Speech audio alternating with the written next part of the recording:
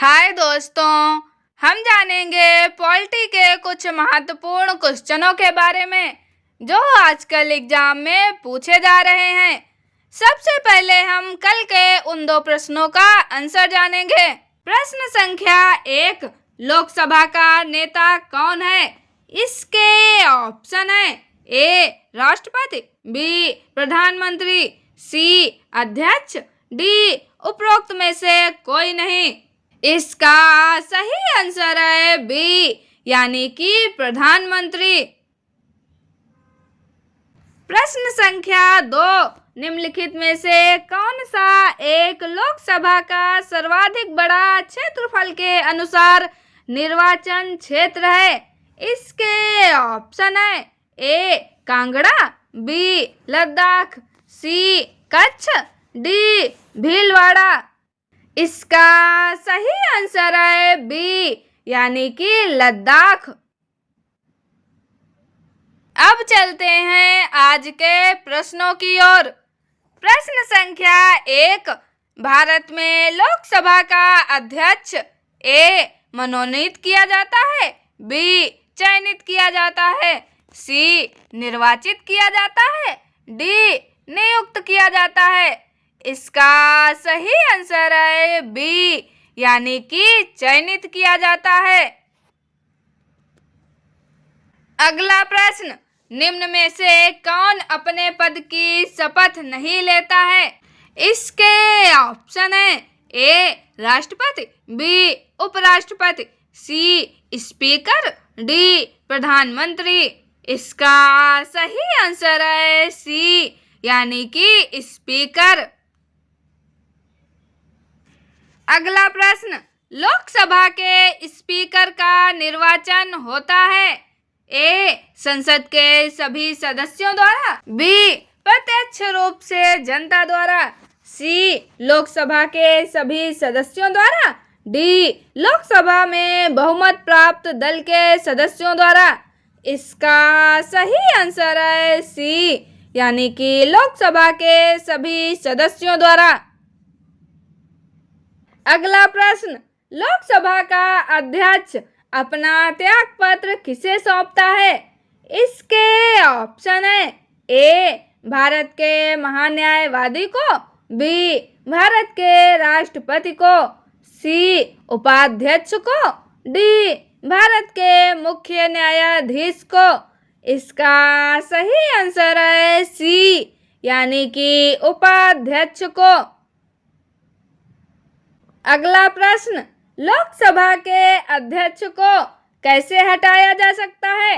इसके ऑप्शन है ए लोकसभा के उपस्थित सदस्यों के 2/3 बहुमत से पारित संकल्प द्वारा, बी लोकसभा के सभी सदस्यों के बहुमत से पारित संकल्प के द्वारा, सी प्रधानमंत्री की सिफारिश पर राष्ट्रपति द्वारा, डी इनमें से कोई नहीं।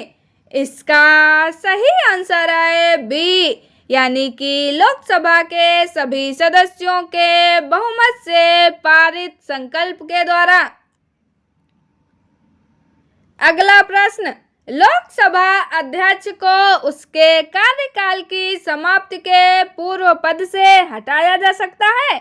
ए प्रधानमंत्री की संस्तुति पर राष्ट्रपति द्वारा, बी यदि लोकसभा इस आशय का प्रस्ताव पारित कर दे, सी यदि लोकसभा और प्रधानमंत्री इस प्रकार का निर्णय ले लें, डी यदि संसद के दोनों सदन इस आशय का प्रस्ताव पारित करें। इसका सही आंसर है बी यानी कि यदि लोकसभा इस आशय का प्रस्ताव पारित कर दे। अगला प्रश्न, लोकसभा के अध्यक्ष को हटाया जा सकता है ए लोकसभा के कुल सदस्यों के बहुमत द्वारा पारित प्रस्ताव से, बी सदन के 2/3 बहुमत से, सी राष्ट्रपति के आदेश से, डी संसद के सामान्य बहुमत से।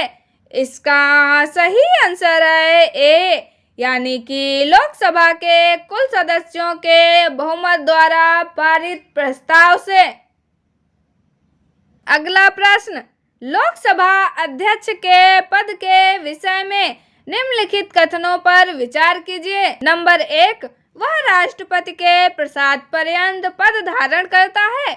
नंबर 2, यह आवश्यक नहीं कि अपने निर्वाचन के समय वह सदन का सदस्य हो, परंतु उसे अपने निर्वाचन के बाद 6 माह के भीतर सदन का सदस्य हो जाना पड़ेगा।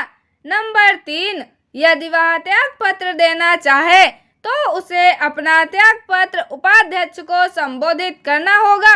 उपर्युक्त में से कौन सा कथन सही है? इसके ऑप्शन है ए केवल 1 और 2, बी केवल 3, सी 1, 2 और 3, डी कोई भी नहीं।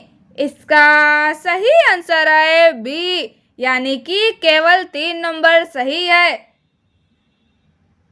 अगला प्रश्न, स्पीकर के पद के विषय में निम्नलिखित कथनों में से कौन सा सही है? इसके ऑप्शन है ए, वह राष्ट्रपति के प्रसाद पर्यंत पद धारण करता है। बी, यह आवश्यक नहीं कि अपने निर्वाचन के समय वह सदन का सदस्य हो, परंतु उसे अपने निर्वाचन के बाद 6 माह के भीतर सदन का सदस्य हो जाना पड़ेगा। सी, यदि सामान्य अवधि से पूर्व सदन को भंग कर दिया जाए तो उसे अपना पद छोड़ना होगा। डी, यदि वह त्याग पत्र देना चाहे तो उसे अपना त्याग पत्र उपाध्यक्ष को संबोधित करना होगा। इसका सही आंसर है डी, यानी कि यदि वह त्याग पत्र देना चाहे तो उसे अपना त्याग पत्र उपाध्यक्ष को संबोधित करना होगा। अगला प्रश्न, प्रोटेम स्पीकर का कर्तव्य होता है ए, स्पीकर की अनुपस्थिति में सदन की कार्यवाही का संचालन करना। बी, सदस्यों को शपथ दिलाना। सी, स्थानापन्न रूप से स्पीकर का कार्य करना जब स्पीकर के चुनाव की संभावना न हो। डी, केवल सदस्यों के चयन प्रमाण पत्रों का चेक करना कि वह सही है। इसका सही आंसर है बी, यानी कि सदस्यों को शपथ दिलाना। अगला प्रश्न, प्रोटेम स्पीकर सामान्यतः किसे नियुक्त किया जाता है? इसके ऑप्शन है ए, पिछली लोकसभा के अध्यक्ष को। बी, पिछली लोकसभा के उपाध्यक्ष को। सी, नवनिर्वाचित लोकसभा के वरिष्ठतम सदस्यों में से एक को। डी, पिछली लोकसभा के विपक्ष के नेता को। इसका सही आंसर है सी, यानी कि नवनिर्वाचित लोकसभा के वरिष्ठतम सदस्यों में से एक को। अगला प्रश्न, लोकसभा अध्यक्ष अपने कास्टिंग वोट का प्रयोग केवल करते हैं ए, वर्तमान सरकार को बचाने हेतु। बी, संविधान में संशोधन के मामले में। सी, आपातकाल के मामले में। डी, जब वोट बराबर बराबर होने के नाते टाई हो। इसका सही आंसर है डी, यानी कि जब वोट बराबर बराबर होने के नाते टाई हो।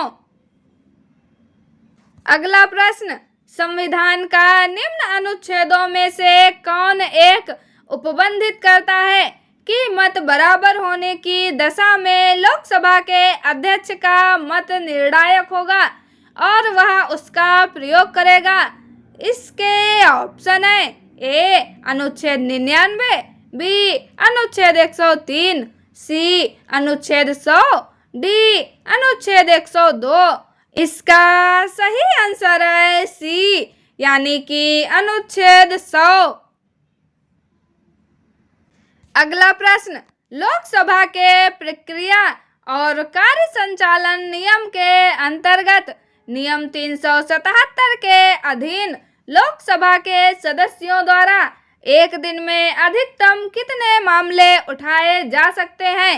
इसके ऑप्शन है ए, 19, बी, 20, सी, 21, डी, 22। इसका सही आंसर है बी, यानी कि 20। अगला प्रश्न, भारत की प्रथम लोकसभा के पहले अध्यक्ष कौन थे? इसके ऑप्शन है A. G V Mavalankar, B. S. Radhakrishnan, C. G B Pant, D. C D. Deshmukh. इसका सही आंसर है ए, यानी कि जीवी मावलंकर। अगला प्रश्न, प्रथम स्पीकर जिनके विरुद्ध लोकसभा में अविश्वास का प्रस्ताव लाया गया था। इसके ऑप्शन है ए. बी. आर. जाखड़, बी. जीवी मावलंकर, सी. हुकुम सिंह, डी. के. एस. हेगड़े। इसका सही आंसर है बी, यानी कि जीवी मावलंकर। अगला प्रश्न, लोकसभा की प्रथम महिला अध्यक्ष कौन है? इसके ऑप्शन है ए. विजयलक्ष्मी पंडित, बी. सुचेता कृपलानी, सी. तारकेश्वरी सिन्हा, डी. मीरा कुमार। इसका सही आंसर है डी, यानी कि मीरा कुमार। अगला प्रश्न, यदि उपाध्यक्ष लोकसभा की अध्यक्षता कर रहे हो तो उन्हें एक अधिकार प्राप्त है कि वह ए. लोकसभा के विचार विमर्श में भाग ले सकते हैं, बी. सदस्य के रूप में सदन के समक्ष किसी प्रस्ताव पर मतदान कर सकते हैं, सी. मत बराबरी की अवस्था में मतदान कर सकते हैं, डी. अध्यक्ष की अनुपस्थिति में संसद की संयुक्त बैठक की अध्यक्षता करने का अधिकार नहीं रखते हैं। इसका सही आंसर है सी, यानी कि मत बराबरी की अवस्था में मतदान कर सकते हैं। अगला प्रश्न, निम्नलिखित में से कौन प्रथम जनजातीय लोकसभा अध्यक्ष थे? इसके ऑप्शन है A. G V Mavalankar, B. जी.एम.सी. Balayogi, C. Manohar Joshi, D. PA. Sangma. इसका सही आंसर है डी, यानी कि पी.ए. संगमा। अगला प्रश्न, लोकसभा का सचिवालय सीधे नियंत्रित होता है ए. केंद्रीय गृह मंत्रालय द्वारा, बी. संसदीय मामलों के मंत्रालय द्वारा, सी. प्रधानमंत्री द्वारा, डी. लोकसभा के अध्यक्ष द्वारा। इसका सही आंसर है डी, यानी कि लोकसभा के अध्यक्ष द्वारा। अगला प्रश्न, लोकसभा सचिवालय प्रत्यक्ष रूप से किसकी देखरेख में कार्य करता है? इसके ऑप्शन है ए. गृह मंत्रालय, बी. संसदीय कार्य मंत्रालय, सी. भारत के राष्ट्रपति, डी. लोकसभा अध्यक्ष। इसका सही आंसर है डी, यानी कि लोकसभा अध्यक्ष। अगला प्रश्न, लोकसभा में किसी विधेयक पर आम बहस निम्नलिखित में से किस स्तर पर होती है? इसके ऑप्शन है ए. विधेयक की प्रस्तुत के समय, बी. द्वितीय वाचन में, सी. प्रतिवेदन स्तर पर, डी. तृतीय वाचन में। इसका सही आंसर है बी, यानी कि द्वितीय वाचन में। अगला प्रश्न, निम्नलिखित में से कौन राज्यसभा की एकांतिक शक्ति के अंतर्गत आता है? इसके ऑप्शन है ए. नई अखिल भारतीय सेवाओं का सृजन, बी. आकस्मिक रिक्त में भारत के उपराष्ट्रपति का निर्वाचन, सी. किसी राज्य की विधान परिषद की समाप्ति, डी. अपने सभापति को अपदस्थ करना। इसका सही आंसर है ए, यानी कि नई अखिल भारतीय सेवाओं का सृजन। अगला प्रश्न, राज्यसभा में होते हैं ए. 280 सदस्य, जिनमें से 20 सदस्य भारत के राष्ट्रपति द्वारा मनोनीत किए जाते हैं, बी. 275 सदस्य, जिनमें से 18 सदस्य भारत के राष्ट्रपति द्वारा मनोनीत किए जाते हैं। सी 250 सदस्य, जिनमें से 12 सदस्य भारत के राष्ट्रपति द्वारा मनोनीत किए जाते हैं। डी 252 सदस्य, जिनमें से 12 सदस्य भारत के राष्ट्रपति द्वारा मनोनीत किए जाते हैं। इसका सही आंसर है सी, यानी कि 250 सदस्य, जिनमें से 12 सदस्य भारत के राष्ट्रपति द्वारा मनोनीत किए जाते हैं। अगला प्रश्न, राज्यसभा में राज्यों को प्रतिनिधित्व निम्नलिखित में से किस आधार पर दिया जाता है? इसके ऑप्शन है ए प्रत्येक राज्य के लिए बराबर, बी उनकी जनसंख्या के अनुपात में स्थान, सी उनके क्षेत्रफल के अनुपात में स्थान, डी उनके राजस्व के अनुपात में स्थान। इसका सही आंसर है बी, यानी कि उनकी जनसंख्या के अनुपात में स्थान। अगला प्रश्न, राज्यसभा के सदस्य चुने जाते हैं ए राज्यों की विधानसभाओं द्वारा, बी राज्यों की विधान परिषदों द्वारा, सी राज्यों की विधान परिषदों द्वारा, डी नगर पालिका के सदस्यों एवं ग्राम पंचायतों के सदस्यों द्वारा। इसका सही आंसर है ए, यानी कि राज्यों की विधानसभाओं द्वारा।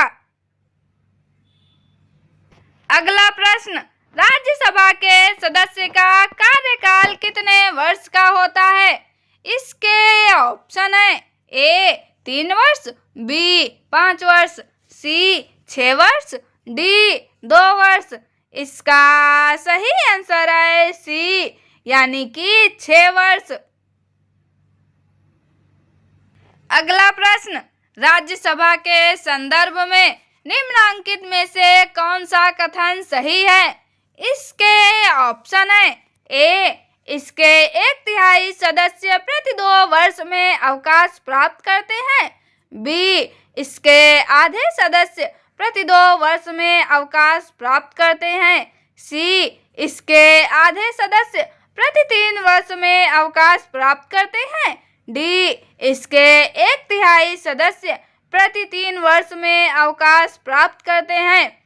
इसका सही आंसर है ए, यानी कि इसके 1/3 सदस्य प्रति 2 वर्ष में अवकाश प्राप्त करते हैं। अगला प्रश्न, राज्यसभा के सदस्य चुने जाते हैं। इसके ऑप्शन है ए 4 वर्ष के लिए, बी 5 वर्ष के लिए, सी 6 वर्ष के लिए, डी आजीवन। इसका सही आंसर है सी, यानी कि 6 वर्ष के लिए। अगला प्रश्न, राज्यसभा को स्थायी सदन कहते हैं क्योंकि ए सभी सदस्य आजीवन सदस्य होते हैं, बी इसे विघटित नहीं किया जा सकता है, सी कुछ सदस्य प्रति 2 वर्ष में अवकाश ग्रहण करते हैं, डी बी एवं सी दोनों सही हैं। इसका सही आंसर है बी, यानी कि इसे विघटित नहीं किया जा सकता है। अगला प्रश्न, हमारे संविधान के अनुसार राज्यसभा का कार्यकाल ए 2 वर्ष में एक बार समाप्त हो जाता है, बी प्रत्येक 5 वर्ष में समाप्त हो जाता है, सी प्रत्येक 6 वर्ष में समाप्त हो जाता है, डी समाप्त होने का विषय नहीं है। इसका सही आंसर है डी, यानी कि समाप्त होने का विषय नहीं है। अगला प्रश्न, राज्यसभा को भंग करने का अधिकार किसे प्राप्त है? इसके ऑप्शन है ए राष्ट्रपति, बी उपराष्ट्रपति, सी सर्वोच्च न्यायालय, डी उपर्युक्त में से कोई नहीं। इसका सही आंसर है डी, यानी कि उपर्युक्त में से कोई नहीं। अब आगे के ये दोनों प्रश्नों का आंसर आपको कमेंट में बताना है।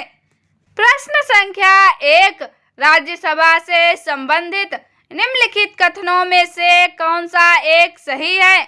इसके ऑप्शन है ए, राज्यसभा का विघटन नहीं होता है, बी, इसके सदस्य राज्यों में प्रादेशिक निर्वाचन क्षेत्रों से प्रत्यक्ष निर्वाचन द्वारा चुने जाते हैं, सी, राज्यसभा यथाशीघ्र अपने किसी सदस्य को अपना सभापति चुनती है, डी, भारत के महान्यायवादी को राज्यसभा में बोलने का अधिकार नहीं है।